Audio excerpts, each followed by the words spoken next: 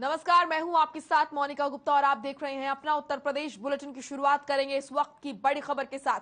UP में थमा 7वें चरण का प्रचार। आपको बता दें कि 7 मार्च को होगा आखिरी चरण का चुनाव।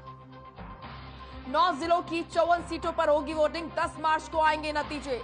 तो ये बड़ी और अहम जानकारी अब तक पहुंचा रहे हैं। आपको बता दें कि उत्तर प्रदेश में 7वें चरण का प्रचार थम चुका है। 7 मार्च को होगा आखिरी चरण का चुनाव। तो वहीं 9 जिलों की 54 सीटों पर वोटिंग होगी। 10 मार्च को नतीजे आएंगे। 10 मार्च को पता चलेगा कि जनता ने किसको चुना और किसको नकारा।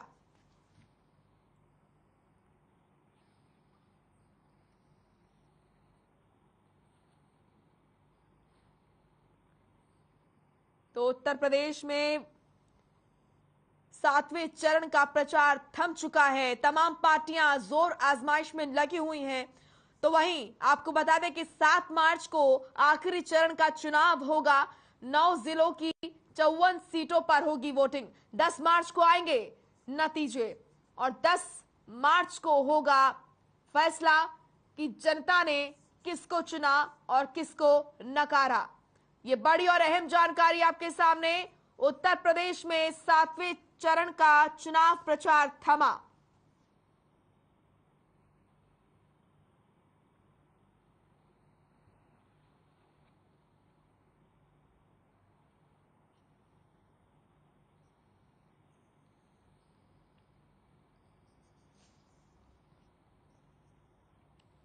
यूपी विधानसभा चुनाव के आखिरी दिन चरण के लिए आपको बता दें आखिरी चरण के लिए प्रचार खत्म हो चुका है। लेकिन प्रचार खत्म होने से पहले सीएम योगी आदित्यनाथ लखनऊ पहुंचे और एक तरफ अपनी सरकार के कार्यों को गिनवाया तो वहीं दूसरी तरफ विपक्ष पर भी जमकर निशाना साधा।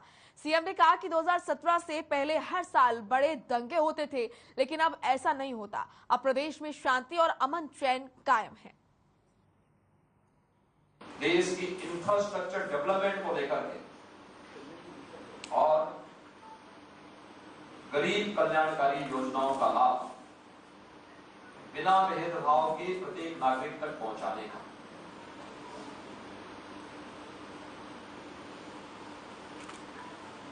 देश का एजेंडा बदला है मोदी जी ने।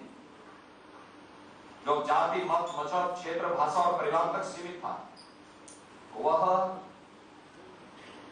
प्रधानमंत्री मोदी जी ने गांव, गरीब, किसान, नौजवान, महिलाएं और समाज के उन सभी उपेक्षित दबे कुचले तबकों तक पहुंचाने का काम किया जो आजादी के बाद शासन की योजनाओं से वंचित थे, जो विकास की प्रक्रिया में पिछड़ गए थे और जिन्हें सरकार के सहयोग और सहारे की आवश्यकता है। उन सबको ये संबल देने का काम प्रधानमंत्री मोदी जी के नेतृत्व में हुआ। आज उसका परिणाम भी देखने को मिला। इस सच है 2014 से 2017 के बीच, मार्च 17 के बीच प्रधानमंत्री मोदी जी के द्वारा प्रारंभ किए गए गरीब कल्याणकारी योजनाओं का और इंफ्रास्ट्रक्चर डेवलपमेंट के कार्यों को प्रदेश की तत्कालीन समाजवादी पार्टी की सरकार लागू करने में विफल रही, पूरी तरह विफल रही। 2017 में भारतीय जनता पार्टी की सरकार प्रदेश में पदारूढ़ होती है तो उस समय हम लोगों ने आकर के केंद्र सरकार की उन सभी योजनाओं को प्रदेश में लागू किया जो प्रदेश के 25 करोड़ लोगों के जीवन में व्यापक परिवर्तन का कारक बन सकती है। याद करिए, हम लोग जब आए थे हमारी सरकार ने पहले 3 फैसले लिए। अन्नदाता किसानों की ऋण माफी के,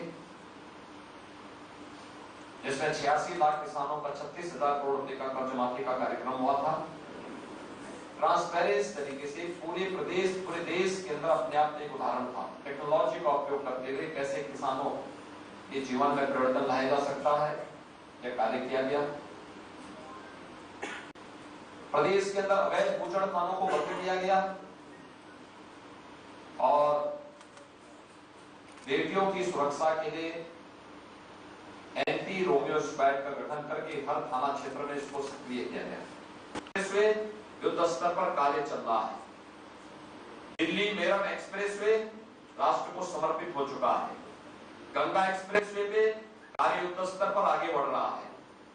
बलिया लिंक एक्सप्रेसवे जमीन अधिग्रहण की कार्रवाई चल रही है। कानपुर लखनऊ ग्रीनफील्ड एक्सप्रेसवे, इस पर भी कार्य आगे बढ़ रहा है। गोरखपुर सिलीगुड़ी एक्सप्रेसवे और वाराणसी कोलकाता एक्सप्रेसवे, इस पर भी भारत सरकार के स्तर पर, युद्ध स्तर पर कार्य चल रहा है। इंटर स्टेट कनेक्टिविटी, याद करिए 2017 तक ये वही उत्तर प्रदेश था जिसके बारे में लोग दो तीन पहचान के रूप में कहते थे। एक, जहां दंगा हो, अराजकता हो, अव्यवस्था हो, गुंडागर्दी हो। दूसरा, किसी भी जगह से आप आए, किसी देश से, किसी राज्य से उत्तर प्रदेश में प्रवेश करें तो जहां से सड़कें टूटी हुई हो, जहां से सायकाल होती है, अंधेरा हो जाए, वो उत्तर प्रदेश की सीमा मान ली जाती है। आज उत्तर प्रदेश दंगा मुक्त है, अराजकता मुक्त है, गुंडागर्दी से मुक्त है। इंटर स्टेट कनेक्टिविटी को 4 लेन की कनेक्टिविटी से जोड़ा जा चुका है। उत्तर प्रदेश के किसी भी गांव में, लगभग 1 लाख गांव उत्तर प्रदेश के अंदर हैं, इन सभी 1 लाख गांवों तक विद्युत अनवरत, यानी सबको बिजली, पर्याप्त बिजली के लक्ष्य को प्राप्त किया जा चुका है। ग्राम पंचायत को अच्छी कनेक्टिविटी के साथ जोड़ने की कार्रवाई युद्ध स्तर पर चल रही है। मेडिकल क्षेत्र में, स्वास्थ्य क्षेत्र में कितना बड़ा इंफ्रास्ट्रक्चर हुआ। 1947 से 2017 तक 70 वर्षों में मात्र 12 मेडिकल कॉलेज बने थे और 5 वर्ष में भारतीय जनता पार्टी की डबल इंजन सरकार ने 2 एम्स और 33 नए मेडिकल कॉलेज उत्तर प्रदेश की जनता को दिए और आज उत्तर प्रदेश एक जनपद, एक मेडिकल कॉलेज बनाने की ओर अग्रसर हुआ है। आप देखेंगे पूर्वी उत्तर प्रदेश में, जहां पर 7वें चरण में चुनाव होना है, सोनभद्र में मेडिकल कॉलेज का निर्माण हो रहा है। मिर्जापुर में मेडिकल कॉलेज इस सत्र में प्रारंभ हो चुका है। चंदौली में मेडिकल कॉलेज कार्य प्रारंभ हो चुका है। गाजीपुर में मेडिकल कॉलेज इस सत्र में प्रारंभ हो चुका है। जौनपुर में इस सत्र में मेडिकल कॉलेज प्रारंभ हो चुका है। भदोई मेडिकल कॉलेज बनाने की प्रक्रिया आगे बढ़ रही है। वाराणसी में एम्स के समकक्ष चिकित्सा संस्थान का निर्माण हो रहा है। अत्याधुनिक कैंसर संस्थान का शुभारंभ प्रधानमंत्री जी के करकमलों से वहां शुभारंभ हो चुका है। जौनपुर मेडिकल कॉलेज प्रारंभ हो चुका है। आजमगढ़ मेडिकल कॉलेज पहले से कार्य कर रहा है। मऊ में मेडिकल कॉलेज की प्रक्रिया आगे बढ़ रही है। यानी इन जनपदों में मेडिकल इंफ्रास्ट्रक्चर किस रूप में विकसित किया गया।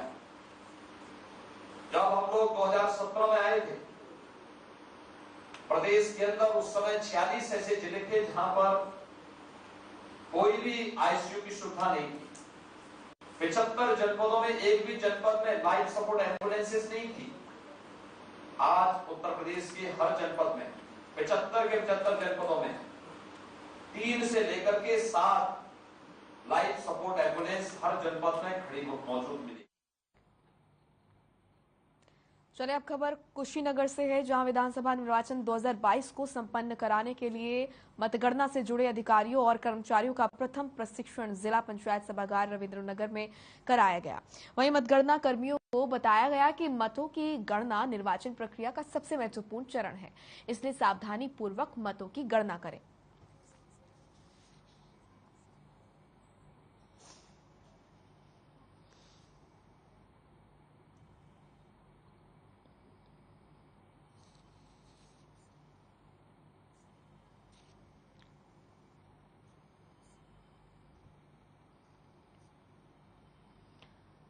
चलिए अब खबर लखनऊ से, जहां यूक्रेन से लौटे भारतीय छात्रों का डीएम कार्यालय में सीडीओ अश्विनी पांडे और एडीएम विपिन के साथ अन्य अधिकारियों ने छात्रों से मुलाकात की और ये जानने का प्रयास किया कि उनका यूक्रेन से भारत तक का सफर किस तरह का रहा और साथ ही छात्रों से पूछा कि उन्हें किस तरह की परेशानियों का सामना करना पड़ा।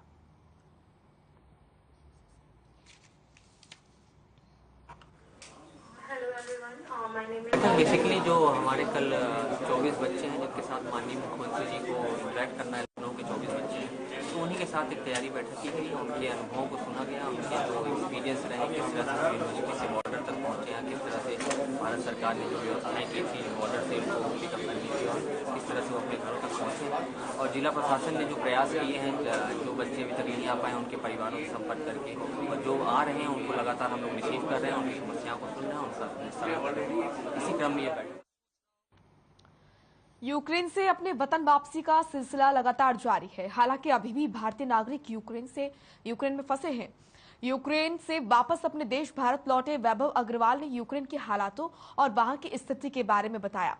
वैभव अग्रवाल ने बताया कि वो समय पर अपने वतन वापस तो लौट आए, लेकिन इनको उस वक्त फ्लाइट का टिकट जो कि 25,000 का था, उसका टिकट का रेट 3 गुना बढ़ जाने के कारण इनको लगभग 80,000 रुपए चुकाने पड़े।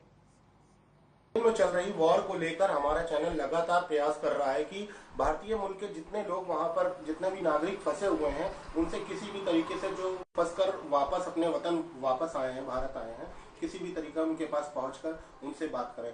आज हमारे साथ मौजूद हैं वैभव अग्रवाल जी, जो कि 18 को वापस आए थे, और इनसे खुद जानते हैं कि किस तरीके से वहाँ पे क्या सिचुएशन रही, किस तरीके से उनकी वापसी हुई। वैभव जी, पहले तो आपको बहुत बहुत बधाई हो कि आप अपने वतन वापस आए हैं। वैभव जी, क्या सिचुएशन रही जब कैसे आप वहाँ से निकले? वो 1 महीने से वहाँ टेंशन तो चली रही थी रशिया यूक्रेन के वॉर के बीच की। तो वो रशिया मिलिट्री ड्रिल्स कर रहा था बॉर्डर पे, तो 1 महीने से वो टेंशन तो थी। तो इंडियन गवर्नमेंट का वो भी एम्बेसी भी वहाँ पे ऑब्जर्व कर रही थी उस स्टेशन को। तो 15 को पहली एडवाइजरी आई थी, मतलब इंडियन सिटीजन जो भी यूक्रेन में तो उनको बाहर निकालने की। तो 15-16 तक की जो टिकट्स थी, तो मतलब फ्लाइट की टिकट थी, कुछ फ्लाइट्स कैंसिल हो रही थी वहाँ पे, बहुत कम फ्लाइट्स थी, जैसे फ्लाइट्स भी महंगी हो गई। तो 18 को मुझे यहाँ की टिकट मिली लखनऊ की, थोड़ा ज़्यादा रेट की। तो कभी 18 को मैंने फ्लाइट करके 19 को मैं यहाँ पे आया। अभी आपके हिसाब से वहाँ पर कितने लोग भारत मुल्क के लोग फंसे हैं? अभी जो ईस्टर्न साइड के उनको तो इवैक्यूएट कर लिया गया, क्योंकि उस तरफ इतनी टेंशन नहीं है अभी। जो वेस्ट यूक्रेन में वहाँ पे बॉर्डर के पास लगता है यूक्रेन के, जैसे खार्किव हो गया, ये हो गया, चीज़ें तो चली रहे। खार्किव और सूमी में लोग फंसे हुए 3,000 इंडियंस, जो शायद आज कल में इवैक्यूएट हो जाएंगे। अभी कोई ऐसा है जो आपके साथ रहा हो, आपका साथी कोई ऐसा फंसा हो जिससे आपकी बात हो पा रही है? सर, एक खार्किव में ऑनलाइन बात हो जाती है, वो अभी वहीं पे है। वो कल वापस आए थे इवैक्यूएट होके, जो पोशीमोचिन साइड उन्होंने जारी की थी एडवाइजरी, उस साइड से उनको कल इवैक्यूएट किया। साथ बैठे हुए हैं और इनकी लगातार वैभव से जब पता चला कि वहाँ की सिचुएशन गड़बड़ हो गई है, तो इनकी लगातार बात हो रही थी। तो वैभव के बाबा जी से खुद पूछते हैं क्या सिचुएशन रही, क्या कंडीशन रही, आपको कब पता चला कि वहाँ की स्थिति बिगड़ चुकी है? ये भैया हम महीना भर से टीवी में देख रहे थे। जब ये आए हैं तो उसके पहले 1 महीने से ये सब प्रोग्राम चल रहे थे, आज हो जाएगा, कल हो जाएगा, शाम को हो जाएगा। तो इस तरह की पोजीशन देखने के बाद फिर जो है हम लोगों ने इनसे कहा कि जो भी फ्लाइट मिले उसकी टिकट ले लो, चाहे जितने की मिले, पहली फ्लाइट। तो फिर इन्होंने निर्णय किया यहाँ आने का। 18 तारीख को फ्लाइट की टिकट इनको मिली है और ये आ गए 19 तारीख को। वहाँ की स्थिति फिर उसके बाद खराब हो गई है, मेरा ख्याल 22-23 में जो भी हुई हो। ये है 24 तारीख से युद्ध वहाँ प्रारंभ हुआ, लगभग 10वां दिन है युद्ध का, और युद्ध की स्थिति यूक्रेन की बद से बदतर होती जा रही है। हाँ, समय होते हुए वैभव लौट आए, हालांकि जरूर इनको थोड़े पैसे ज्यादा खर्चा करने पड़े। उसी प्रकार अभी और लोग भी वहाँ फंसे हुए हैं। हम प्रयास करेंगे कि जो लौटे उनसे हम आपकी बात कराएं, और जल्द से जल्द ये ऊपर वाले से दुआ करेंगे कि सभी भारतीय नागरिक सुरक्षित अपने वतन वापस लौटें। कैमरामैन साकेत के साथ आनंद। यूक्रेन में फंसे भारतीय लोगों को एयरलिफ्ट करने का अभियान जारी है। भारत सरकार के ऑपरेशन गंगा के तहत यूक्रेन से मेडिकल के छात्रों को लेकर बुखारेस्ट से इंडियन एयरफोर्स का विमान C-17 ग्लोब मास्टर गाजियाबाद के हिंडन एयरबेस उतरा, जिसमें तकरीबन 210 छात्र मौजूद थे। वहां मौजूद लोगों ने सभी छात्र छात्राओं का गर्मजोशी से स्वागत किया।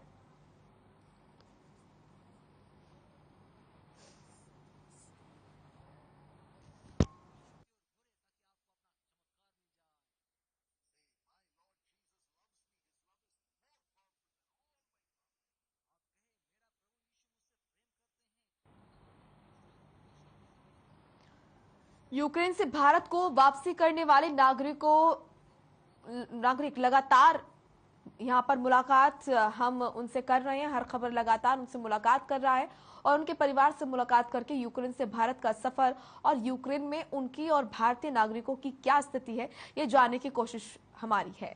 हमारे संवाददाता आनंद सिंह ने बातचीत की, आपको सुनाते हैं। यूक्रेन का वॉर लगातार बढ़ता जा रहा है। आज लगभग 9वां दिन है और 9वें दिन की स्थिति ये है कि यूक्रेन कभी खूबसूरत, आज से 9 दिन पहले पूरी तरह से खूबसूरत शहर कहा जाता था, देश हुआ करता था। आज यूक्रेन की हालत यह है कि काफी ऐसी जगह हैं जो पूरी बंजर बन चुकी हैं और आज कहा जाए तो यूक्रेन का कोई भी शहर ऐसा नहीं है जिसमें रहा जा सके, क्योंकि सब जगह लोगों को खतरा नजर आ रहा है, वहां के लोकल नागरिकों को भी। तो वहीं अगर हम बात करें भारत मुल्क के लोग जो नागरिक वहां पे फंसे हुए हैं उनकी क्या स्थिति है कि कुछ लोग तो भारत आ चुके हैं और कुछ लोग अभी भी फंसे हुए हैं जो कि बॉर्डर पे काफी परेशानियों का उनको सामना करना पड़ रहा है। तो साथ में अगर हम बात करें तो हमारे साथ इस समय यूक्रेन से लौटे एक छात्र हैं और उनका परिवार है। हम उनसे बात कराते हैं कि उनके साथ क्या स्थिति रही और किस स्थितियों के साथ साथ वो भारत वापस हुए। पहले तो आपका बहुत बहुत स्वागत है कि आप यूक्रेन से अपने वतन वापस आ गए हैं। आप अपना पूरा नाम बताइए और बताइए क्या क्या परेशानियों का सामना करना पड़ा और यूक्रेन आप कब से गए थे और क्या कर रहे थे आप वहाँ पर? मेरा नाम अश्विनी कुमार है और मैं टर्नोपिल नेशनल मेडिकल यूनिवर्सिटी से हूँ, यानी वहाँ से मैं MBBS कर रहा हूँ। ये हमारा यानी 3rd ईयर यानी लास्ट सेमेस्टर है।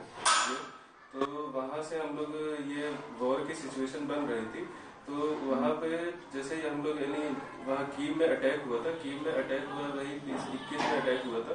उसके बाद में यानी निकलने का हो रहा था सबका। तो फिर हम लोग 24 को निकले थे। 24 को निकलने के बाद में उसके बाद में हम लोग रोमानिया बॉर्डर पहुंचे। तो रोमानिया बॉर्डर पहुंचे तो वहाँ पे हम लोग को यानी बॉर्डर क्रॉस करने में ही 3 दिन लग गया था। बॉर्डर क्रॉस करने में 3 दिन लग गया था और वहाँ पे नहीं काफी ज्यादा दिक्कतें हो रही है। तो 3 दिन जो आपने बॉर्डर क्रॉस किया है वो किस हिसाब से किया, कैसे किया, क्या क्या कैसे किया कि वहाँ पे यानी भीड़ काफी ज्यादा थी, भीड़ एकदम से यानी काफी ज्यादा हो गई थी और ठंड भी काफी ज्यादा थी, प्लस यानी कोई अरेंजमेंट नहीं था, यानी कोई भी अरेंजमेंट नहीं था। तो फिर और भी यानी काफी ज्यादा दिक्कतें, बच्चे ज्यादा हो जाएंगे तो यानी दिक्कतें होंगी। तो आप भारत जब लौटे हैं तो भारत में लौटने के बाद आप अपने घर कब पहुंचे हैं? हम यहाँ कल पहुंचे हैं, कल 6:30 बजे। आपके 250 से 300 बच्चे हैं। आपके पिताजी साथ में हैं। सर, सबसे पहले तो आपको बधाई हो कि आपका बेटा वापस आ गया है। आपसे जानेंगे कि किन परिस्थितियों में, कौन सी वो परिस्थितियाँ कैसी रही जब आपका बेटा उस समय आपके साथ नहीं था? उस समय तो हम लोगों को बहुत दिक्कत हो रहा था, रात में नींद नहीं आ रहा कि बेटा हमारा किस मुसीबत है। इनसे बात हो पा रही थी आपकी? बात कभी कभी होती, तीसरे चौथे दिन होती थी, रोज नहीं हो पाती थी। तो अब आपको कैसा लग रहा है? अब बहुत ठीक लग रहा है, बेटा मेरा आ गया, बड़ा बेटा है। अच्छा, इंडियन गवर्नमेंट को आप क्या संदेश देना चाहेंगे कि आपका बेटा वापस आ गया है और भी जो जिनके बच्चे वहाँ फंसे हुए हैं उनके बारे में आप इंडियन गवर्नमेंट को? मेरा तो ये कहना है कि जितने बच्चे वहाँ फंसे हैं, जैसे मेरा बेटा वैसे दूसरे के बच्चे, जितना जल्दी हो सके भाई गवर्नमेंट इनको बुलवा, जैसे भी बुलवा सके। माता जी भी साथ में हैं, हम उनसे भी आपकी बात कराते हैं। माता जी, पहले तो आपको मुबारकबाद हो कि आपका बेटा वापस आ गया है। क्या क्या इसके हिसाब से आपका दिनचर्या रहा जब पता चला यूक्रेन में फाइट हो गई, लड़ाई हो गई, आपका बच्चा वापस आ गया?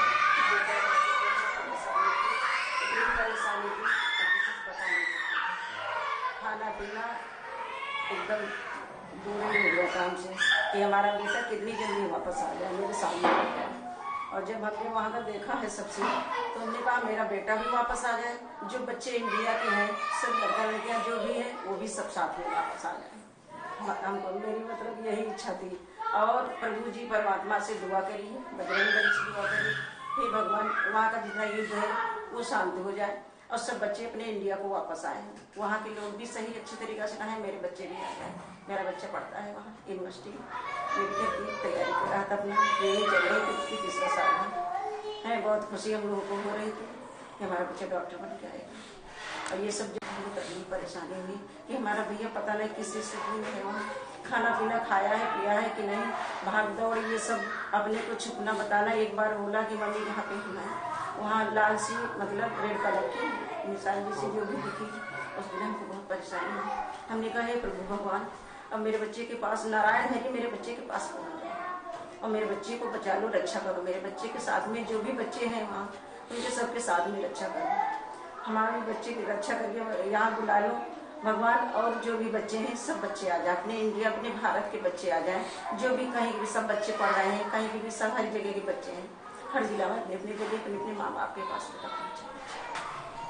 तो ये आप साफ तौर से देख सकते हैं कि माँ बाप के मन में क्या दर्द है और किस तरह वो सभी बच्चों के लिए दुआ कर रहे हैं, क्योंकि एक माँ ही जानती है कि बेटा अगर उससे दूर रहे तो उसके ऊपर क्या बीतती है।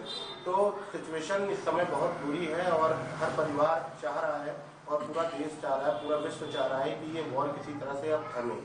कैमरामैन आशीष के साथ आनंद सिंह की स्थिति क्या है ये किसी को बताने की इस समय आवश्यकता नहीं है।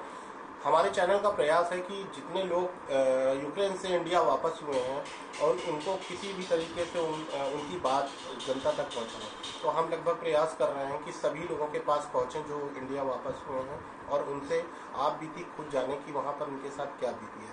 अभी हमारे साथ कृष्ण कुमार सिंह जी बैठे हुए हैं, हम इनसे जानेंगे आपकी वापसी कब हुई है। वापसी कल सुबह 5:30 बजे हम लोग दिल्ली आए थे, फिर वहाँ से हम लोग मैं अपने घर शाम के 7 बजे पहुँचा। मौजूदा समय की जो परिस्थितियाँ हैं जो हम लोग टीवी पे देख रहे हैं, तो उसके सिवा आप कुछ ऐसा बताएंगे जो आपने वहाँ पर देखा है और देखने के बाद वहाँ की क्या स्थिति लग रही है कि आने वाले समय पे क्या पोजीशन होगी। आने वाले समय पर चीज़ें और ख़राबी होती चली जाएंगी, जिस तरह से वहाँ के सारे लोग का बर्ताव है, खासकर हिंदुस्तान के लोगों के लिए, और जिस तरह की मतलब दिक्कतें वहाँ से बच्चों को बॉर्डर तक जाने में फेस करनी पड़ रही हैं, क्योंकि बॉर्डर के बाद इंडियन गवर्नमेंट और एम्बेसीज वहाँ पे मौजूद हैं, तो उसके बाद आपको कोई दिक्कत नहीं है, वो आपको खुद लेके जाएंगे। मेन जो सबसे बड़ी दिक्कत सबको ही आ रही है, हर बच्चों को, वो बॉर्डर तक पहुँचने की है, और उसके लिए हम लोग के लिए कोई हेल्प नहीं मिल रही है। किन किन तकलीफ़ों का आपको सामना करना पड़ा है यूक्रेन से भारत आने में। यूक्रेन से पहले तो जिस शहर में मैं था वहाँ से सबसे पहले बस हम लोग को कराने में, क्योंकि सबने हाथ खड़े कर दिए थे, तो हम लोग को खुद ही सब कुछ अरेंज करना था। अब उसके लिए ऐसा था कि अब उस टाइम पे प्राइस भी बहुत ज़्यादा थे, तो लोग वहाँ के जो लोकल बस ड्राइवर थे वो कुछ भी पैसे, जैसे हम लोग ने भी 1 लाख रुपए दिए थे उसको सिर्फ बॉर्डर तक जाने के लिए। अब वहाँ बॉर्डर पर जाके पहले हम लोग ने ट्रेन से जाने का ट्राई किया, लेकिन ट्रेन में इंडियंस को उन्होंने मना कर दिया कि हम घुसने ही नहीं देंगे। सिर्फ वहाँ के लोकल लोग, बूढ़े बच्चे और मतलब जो जितने लोग थे वही लोग सिर्फ चढ़ सकते थे ट्रेन में। हम लोग के लिए उन्होंने ट्रेन बंद कर दी जैसे ही देखते थे, और जो लोग कुछ चढ़ भी जाते थे तो उन्हें उतार के नीचे फेंक देते थे वो लोग ट्रेन से। सपोर्ट की बात है और भी कई ऐसे मुल्क हैं, तो उस हिसाब से आपको क्या लग रहा है कि इंडियन को वहाँ सबसे ज़्यादा सपोर्ट कौन कर रहा है। मतलब किस देश से सपोर्ट सबसे ज़्यादा, तो मतलब सारे देश वहाँ पे ठीक है, पर जो सबसे आसान मुझे लगा जिस बॉर्डर से मैंने खुद पार किया वो स्लोवाकिया था। वहाँ से ज़्यादा आसान थी, क्योंकि वहाँ पे अरेंजमेंट भी हम लोग के लिए काफ़ी अच्छा किया गया था। होटल तक के लिए बस वगैरह सब कुछ अरेंज कराई थी इंडियन गवर्नमेंट ने वहाँ पे। फिर खुद भी कैबिनेट मिनिस्टर किरण रिजिजू जी आके हम लोग को एड्रेस भी किया था, और आराम से मतलब फ्लाइट तक तो कोई दिक्कत नहीं है। मतलब ऑलमोस्ट सारे वो लोग देश में अच्छा ही काम कर रहे हैं। जैसे कुछ पोलैंड में आपने दिक्कतें सुनी होंगी जिस तरह की आई थी, और रोमेनिया के बॉर्डर पे 3-3 दिन बच्चे खड़े रह रहे हैं ठंड में, तो ये सब दिक्कतें ज़्यादा। आज फाइट का लगभग 9वां दिन है, ठीक है, 24 तारीख से लगभग फाइट चालू हुई है। इससे पहले आप लोगों को अंदाज़ा भी नहीं लग पाया कि फाइट कैसे स्टार्ट होने वाली है और वो कितनी जल्दी सब कुछ हो जाएगा। तो अगर अभी हम ये बात करें कि जो आप वहाँ से चले हैं, यहाँ आने के बीच में आपके साथ कई लोग आए हुए हैं, तो उसमें अभी क्या लगता है वहाँ कितने लोग और भारतीय मुल्क के लोग फंसे होंगे।